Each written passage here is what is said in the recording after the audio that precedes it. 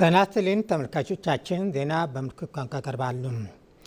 ኢትዮጵያ የጀመረችው የብልጽግና ጉዞ በማንኛውም አይነት መሰናክል እንደማይቆምና የልማት ስራዎች ተጠናክሮ እንደሚቀጥሉ ጠቅላይ ሚኒስትር አብይ አህመድ ገለጹ።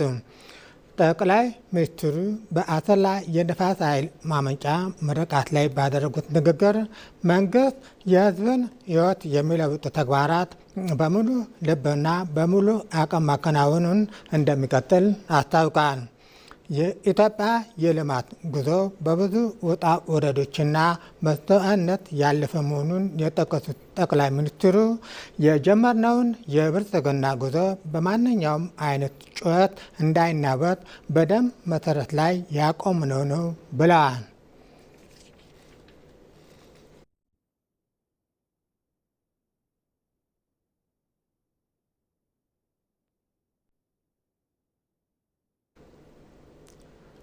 ምክትል ጠቅላይ ሚኒስትር ተመስገን ጥሩነህ በታሪካዊቷ የሐይቅ ከተማ ተገኝተው በጠቅላይ ሚኒስትር አብይ አህመድ አነሳሽነትና በገበታ ለትውልድ መርሃ ግብር የተገነባው የለጎ ሐይቅ ሪዞርት ስራ አስጀመሩ። ምክትል ጠቅላይ ሚኒስትሩ ባስተላለፉት መልእክት የለጎ ሐይቅ ሪዞርት ጸጋን የመለየት የመልማት ወደ ሀብት የመቀየር ማሳያና የወሎ ብልጽግና ተስፋ መሆኑን ገልጸዋል።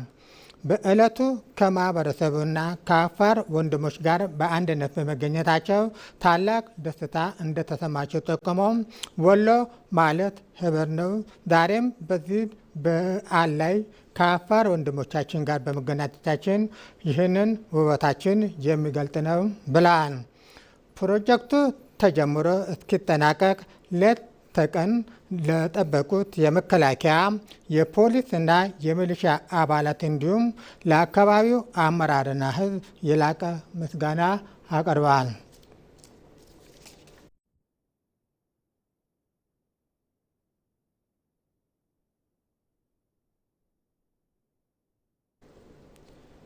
ኢትዮጵያ የጀመረችው ሁለንተናዊ የኢኮኖሚ ማሻሻያ በመንግስት የልማት ድርጅቶች አሰራር፣ በፋይናንስ ዘርፍና በውጭ ንግድ ላይ ተጨባጭ ውጤት እየመጣ መሆኑን ጠቅላይ ሚኒስትር አብይ አህመድ ገለጹ። ማሻሻያው የመንግስት ድርጅቶች በፖለቲካ ጣልቃ ገብነት ሳይሆን በንግድ ሕግ ብቻ እንዲመሩ በማድረግ አስደናቂ ለውጥ እየተመዘገበ ይገኛል። የኢትዮጵያ ኢንቨስትመንት ሆልዲንግስ ከተቋቋመ ወዲህ በመንግስት ድርጅቶች መካከል ጠንካራ የንግድ ውድድር መፈጠሩን ጠቅሰዋል። የውጭ ንግድ አፈጻጸም በተመለከተ ባለፉት 9 ወራት 7.6 ቢሊዮን ዶላር የተገኘ ሲሆን እስከ በጀት ዓመቱ ማብቂያ ድረስ ገቢው 10 ቢሊዮን ዶላር ይደርሳል ተብሎ ይጠበቃል ብለዋል።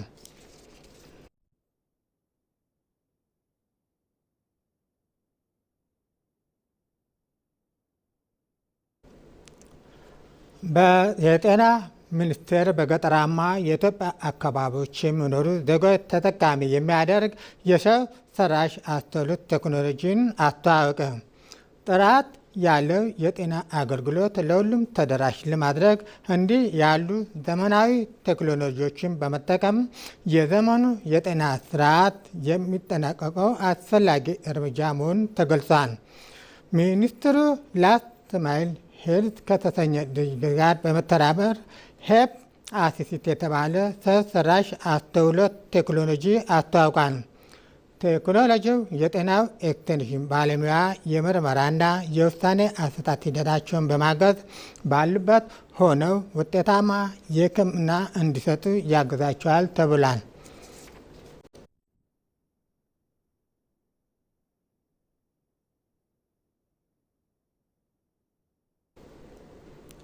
በመጨረሻም የውጭ ዜና። የአሜሪካው ፕሬዚዳንት ዶናልድ ትራምፕ የአሜሪካና ኢራን በሳምንቱ መጨረሻ ፊት ለፊት የሚገናኙበት እድል መኖሩን ገለጹ። ትራምፕ በዋይት ሀውስ ለጋዜጠኞች በሰጡት መግለጫ ከኢራን ጋር ስምምነት ለመድረስ ሰፊ እድል መኖሩን፣ ይህም ስምምነት ኢራን የኒውክሌር መሳሪያ እንዳይኖራት የሚያረጋግጥ መሆኑን ተናግረዋል።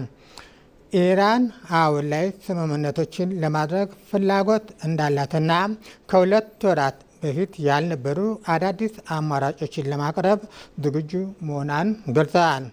ከዚህ ቀደም ይነገር የነበረው የ20 ዓመት የኒውክሌር እገዳ ጊዜ ገደብ ትራምፕ ውድቅ በማድረግ ስምምነትን ከዚያ በላይ የሚዘልቅ ጠንካራ መሆኑን አብራርተዋል።